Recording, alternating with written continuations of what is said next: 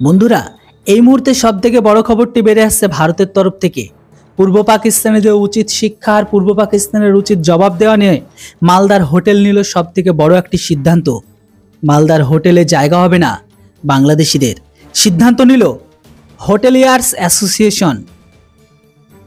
সাম্প্রতিক সময়ে বাংলাদেশের বিশ্ববিদ্যালয়ে ভারতের জাতীয় পতাকার ওপর দিয়ে দেদরে হেঁটে যাচ্ছিল কয়েকজন ইসলাম পড়া গ্রহণকারী ছাত্র। তারপরে থেকে সকলে হাঁটতে শুরু করে।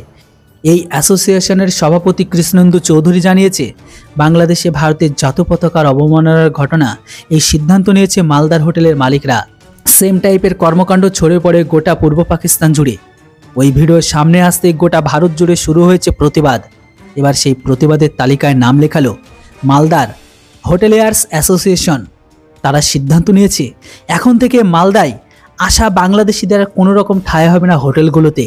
বুধবার থেকে এই সিদ্ধান্ত কার্যকর করেছে মালদার হোটেল মালিকরা।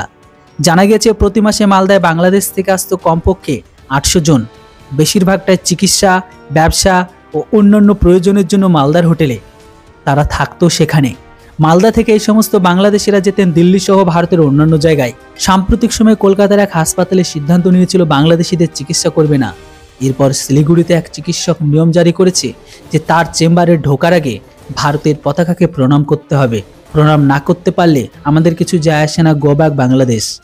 বর্তমান সময়ে বাংলাদেশিদের ভিসা দেওয়া বন্ধ করে দিয়েছে ভারত, শুধু মেডিকেল ভিসায় দেওয়া হচ্ছে। এই পরিস্থিতিতে বাংলাদেশিদের পশ্চিমবঙ্গে এলে, বিশেষ করে মালদা এলে বেজায় বিপাকে পড়তে হবে, এ নিয়ে কোনো সন্দেহ নেই।